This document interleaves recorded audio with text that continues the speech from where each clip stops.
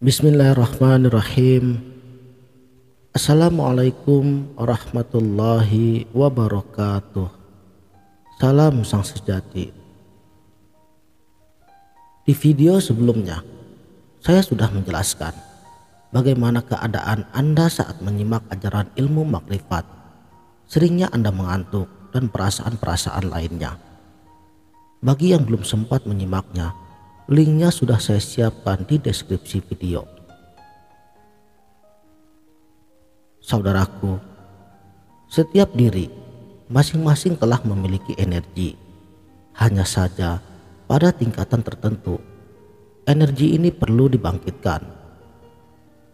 Dalam dunia kesufian, cara yang seringkali dianjurkan ialah dengan tafakur dan zikir-zikir keesaan ilahi. Tujuannya hanya satu, yaitu untuk membersihkan batin daripada karat-karat najis batinnya.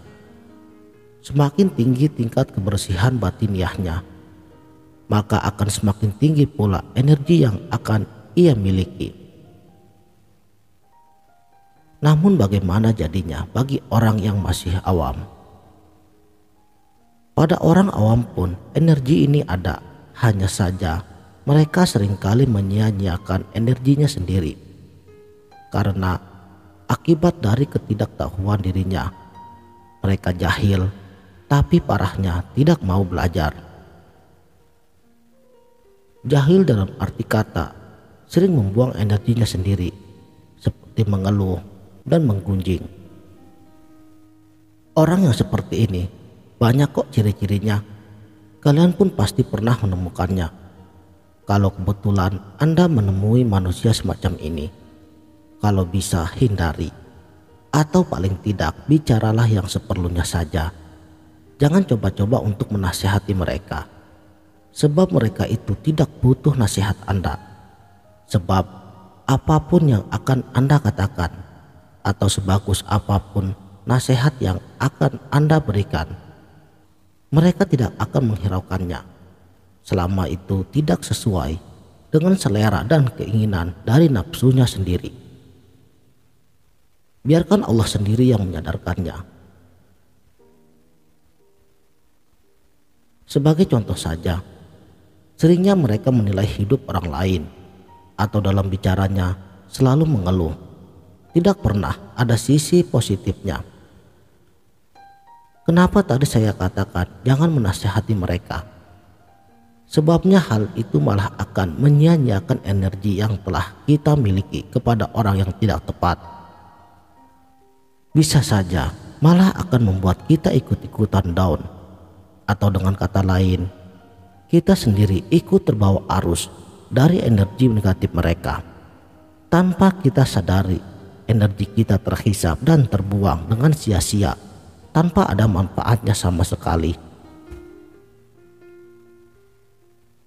Misalnya terjadi perdebatan dan lain sebagainya. Makanya kata Nabi di dalam sabdanya, barang siapa yang meninggalkan perdebatan sementara dia berada di atas kebatilan, maka Allah akan bangunkan sebuah rumah baginya di pinggiran surga.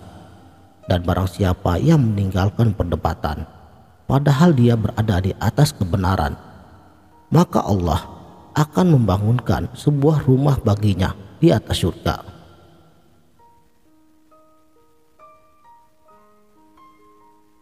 Untuk itu, bagi para pejalan ilmu ketuhanan, tahanlah dahulu. Kita sendiri belum kuat. Pada diri ini masih banyak yang perlu kita benahi. Jangan menyia-nyiakan energi yang sudah ada pada diri kita ini pada sesuatu yang tidak ada manfaatnya sama sekali.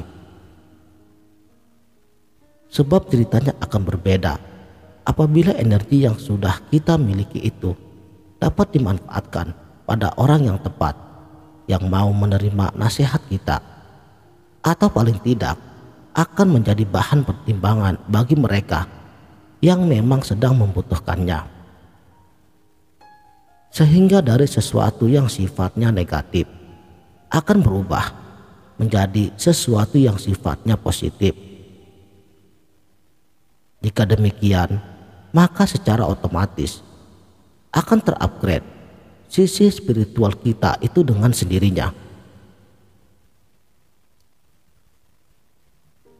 Lalu bagaimana kalau sudah terlanjur dan kita mau mengembalikan energi yang sudah terlanjur terbuang tersebut? Caranya, relaksasi diri Anda, tenangkan kembali diri Anda, dan pandanglah alam ini sebagai bagian dari diri kita sendiri yang sifatnya memberi, dan nikmatilah keindahannya sambil memuji terus kebesaran Sang Maha Pencipta. Surganya dunia itulah ketenangan batin.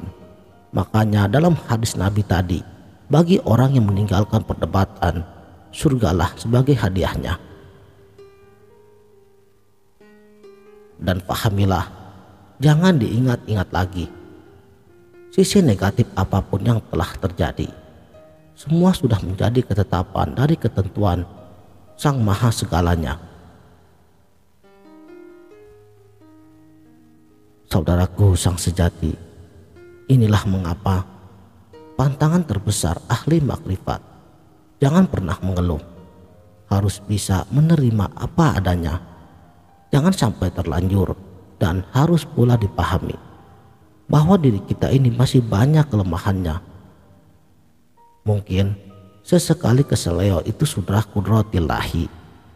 Berusaha untuk selalu sadar dengan selalu mengingatnya dalam keadaan apapun. Insya Allah, bagi diri yang mau kembali kepadanya, itu tidak akan mudah terjatuh ke dalam kesia-siaan. Sekianlah, mudah-mudahan dapat bermanfaat. Wabillahi taufiq wal hidayah. Wassalamualaikum warahmatullahi wabarakatuh.